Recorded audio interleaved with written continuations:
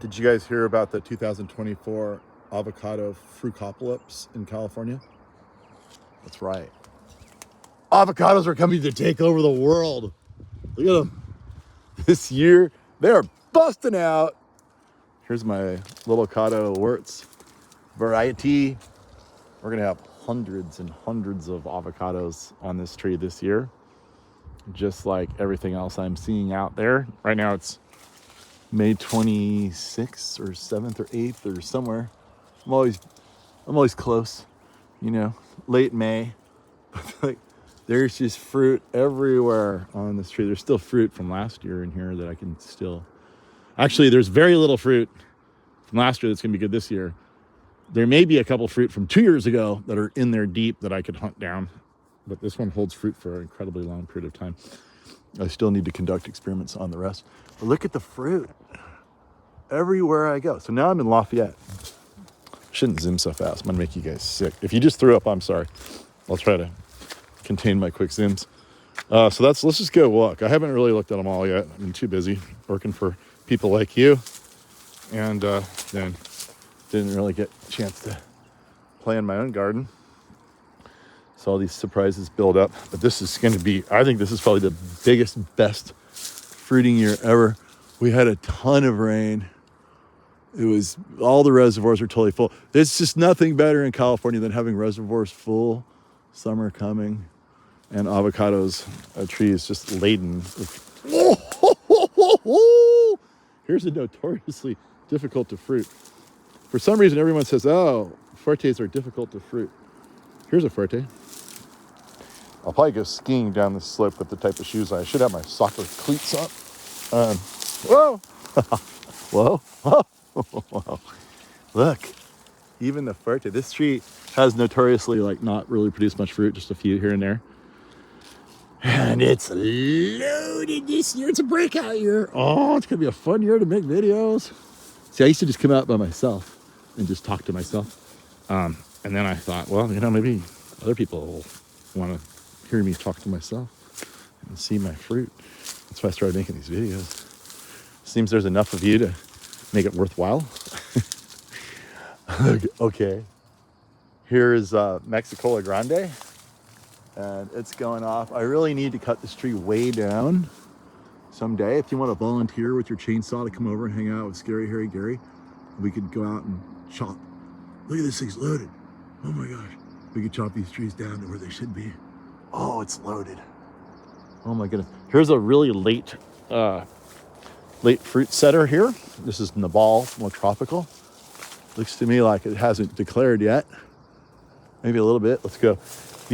What's interesting is the avocados on the top of the tree will always set faster and bigger than the avocados on the bottom. And it looks to me, with my old eyes, that's a fruit right there. I would imagine it's gonna fruit pretty well too. And yeah, I can't really see. Can you see? Way up there? I don't know. It's hard to say. All right, that's the Nabal tree. Let's go see if the other forte is consistent with forte number 1. Again, this is my abusive practice garden. Here's my one Hass tree. Don't blame it on the variety, blame it on the grower.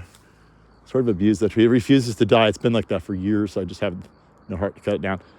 There's no watering happening in here right now, so it's a long story. The deer kicked the drip lines out of the way.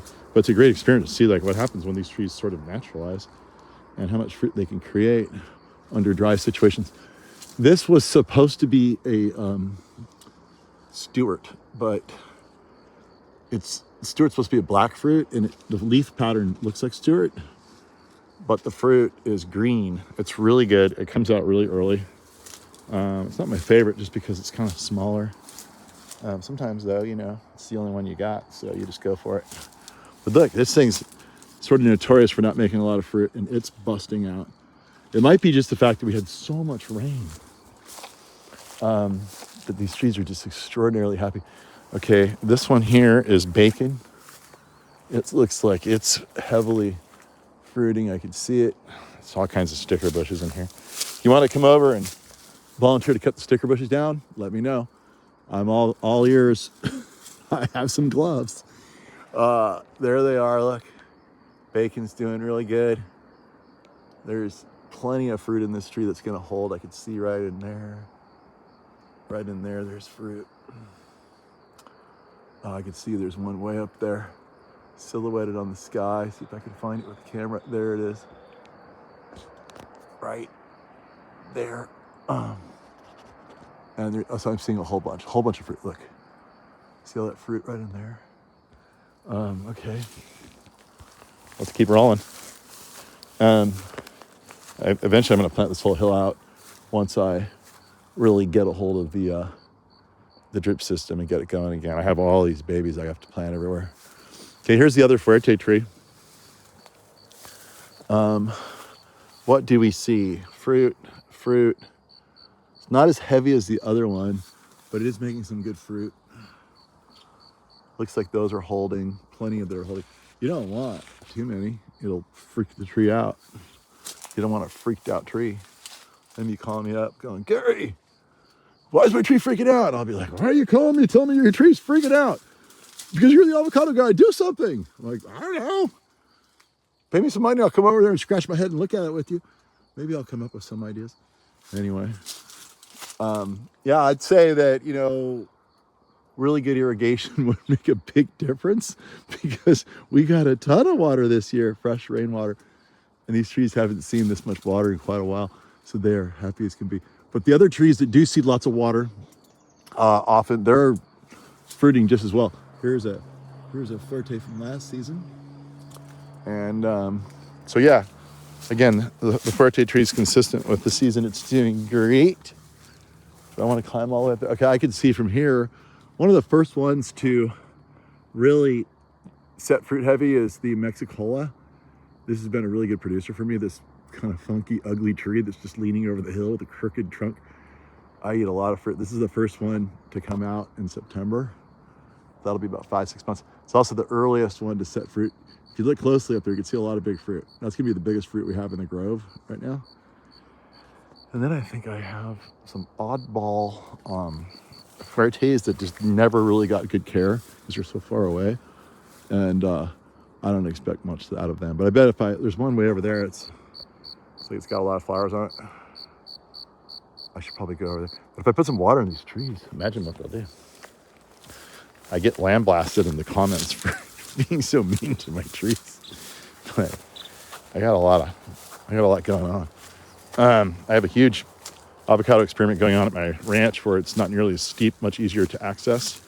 And I'm trying to find ways to mitigate heat damage up in the Central Valley, doing mango studies up there, new varieties, everything. So let's just call this the Dryland avocado experiment in the East Bay Hills of Northern California.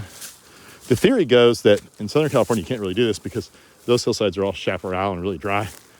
We have less evapotranspiration and we have much more rainfall. I mean, look at the forest component down there. Look at that. Those are a lot of bay trees. Bay trees are very closely related to avocados. They grow everywhere here, naturally. So if you can, look at this forest. I mean, nobody takes care of these trees. Look at how dense this is. All right, they're just coming up everywhere. So that's obviously a southeast slope. We're on a south slope. That's actually north facing, northwest facing. They're gonna have more vegetation on the north facing, east facing slopes than we have, but we still have tons up here. So what does that tell you? Hillsides like this in Southern California can't support this kind of forest typically. What does that tell you? It tells you if you can, you might be able to dry farm these things. Imagine that. That's why the California avocado trade is going away, is because it's too expensive for water. And it's, whatever, and labor's high. So, but if you can get these things to grow in places where they don't need water, that takes out one problem, doesn't it? Okay, here is a daily 11 is the best I can tell, or it's a totally new variety that's huge and awesome. And this one has been finicky to fruit. It's been heavily fruited a few years, none on some years, a few on other years. A little bit frustrating, but this year, again, just like everything else, is absolutely busting out, which leads me to believe that, yeah, it could be dry farm, but maybe if I dump a lot more water on it, it'll produce a lot more fruit than it does. Look up there, there's a lot of fruit right up in there. See up there, look at that. This will be fun because these things are huge.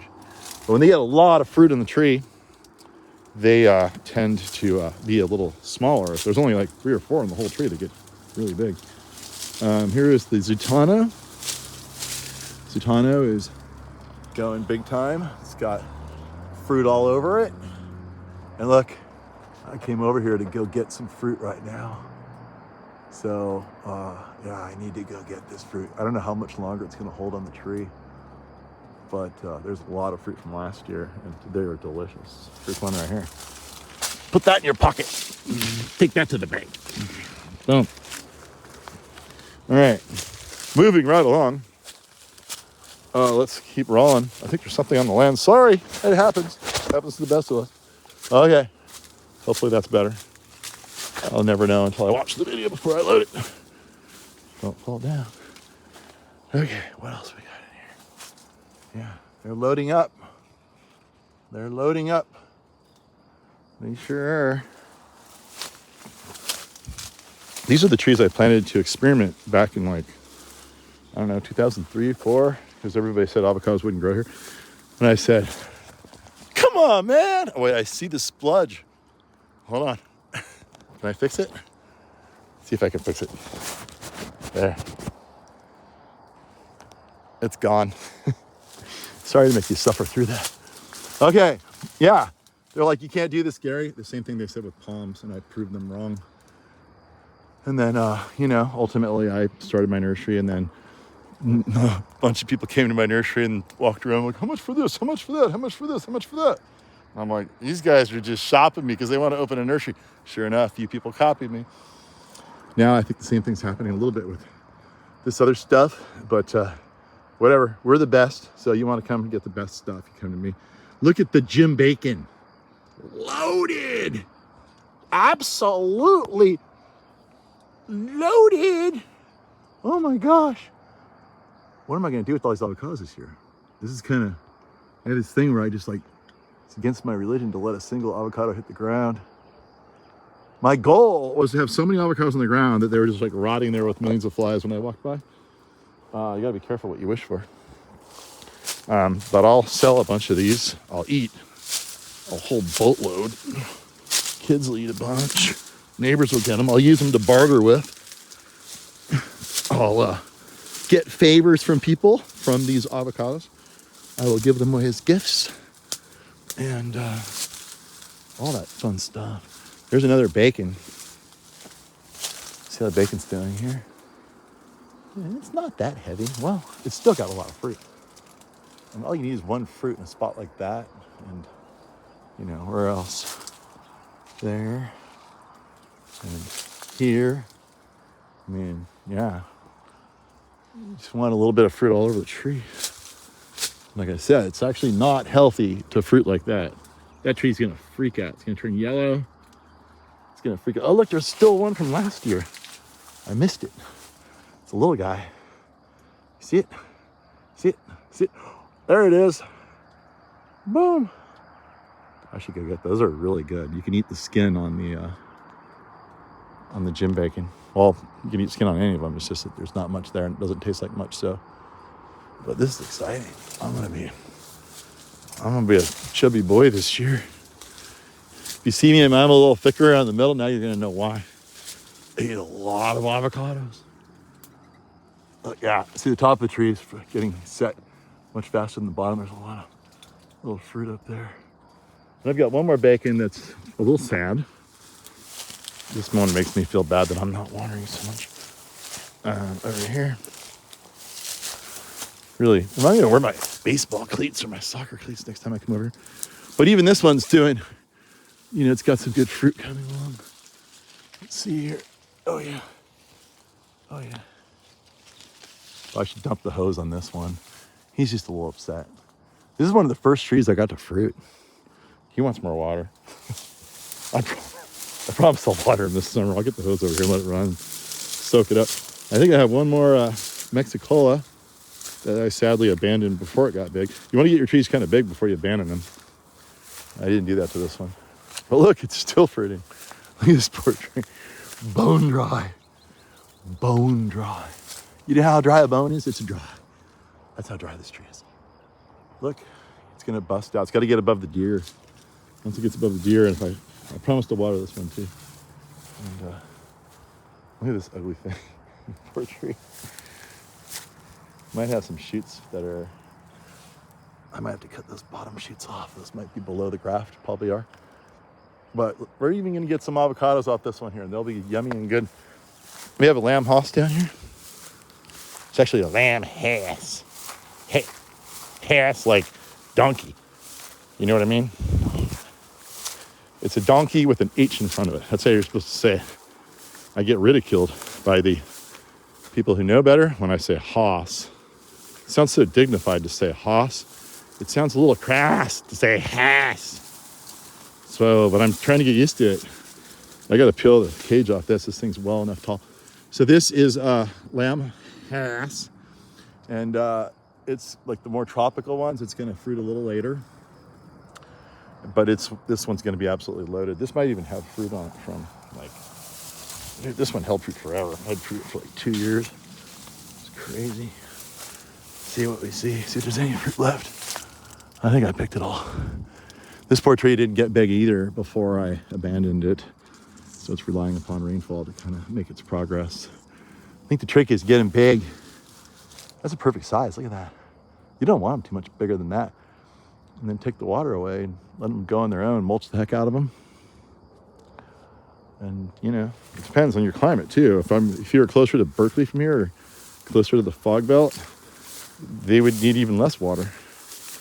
So there's definitely, if these big open hillsides where no one can do anything, why not cover them in avocado trees and get them established and then abandon them? I must have been wanting to plant a tree here at some point. I will figure that out later. One more lamb hass.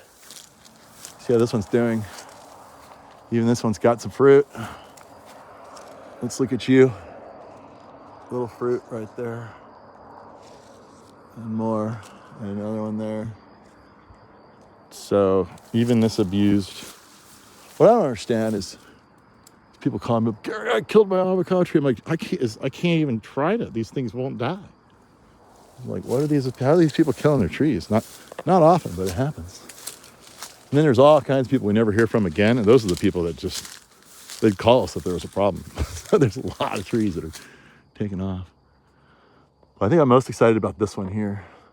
This is kind of a pruning technique that happened on its own that you should be cognizant of and possibly utilize. Now the Mexicola Grande tree over there, it's a huge rounded thing that's super thick. It only really fruits on the ends, but if you want it to fruit on the interior of the plant, it's good to open up windows. See these windows? Like here's a window, letting a lot of light in, and on this side, here's a window. So you can kind of keep that in mind if you're gonna prune for maximum fruit production, is to keep those windows open. You gotta get the bees in there. You're not gonna get a lot of flowering on interior wood, a little bit, but then the bees won't even go in there. They're too lazy. They just stick on the outer side where it's easier to get to. But there's windows on this tree too. You can see the windows. This tree's a really good producer. That might be partially why.